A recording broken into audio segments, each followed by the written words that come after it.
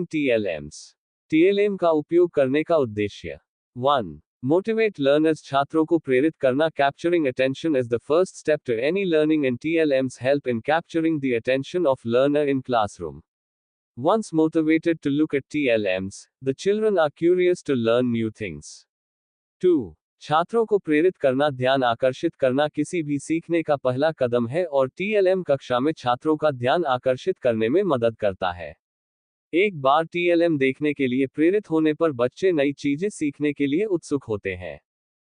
3. Help in longer retention of information.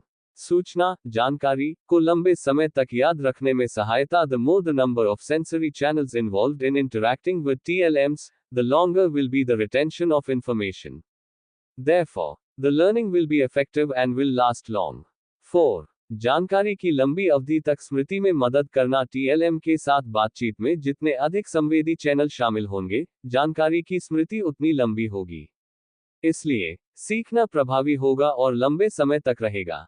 5. Facilitate holistic learning. समग्र सीखने की सुविधा. You have read about Bloom's taxonomy of objectives. Learning objectives to be achieved through classroom teaching are in all domains cognitive, affective and psychomotor.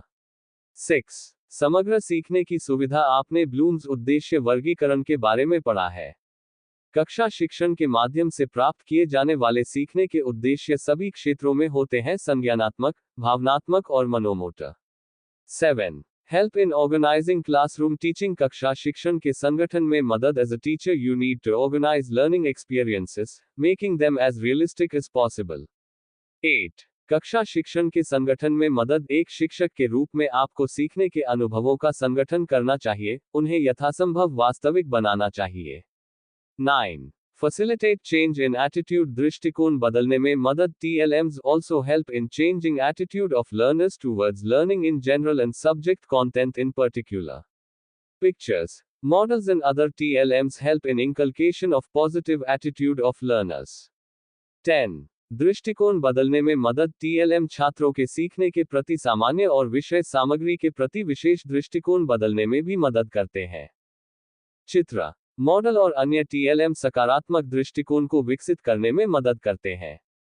11. Practical applications. व्यवहारिक अनुप्रयोग. TLMs show application of theoretical knowledge into practical applications.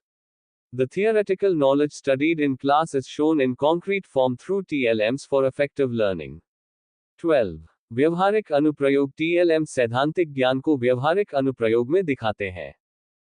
कक्षा में अध्ययन किए गए सैद्धांतिक ज्ञान को प्रभावी सीखने के लिए TLM के माध्यम से ठोस रूप में दिखाया जाता है.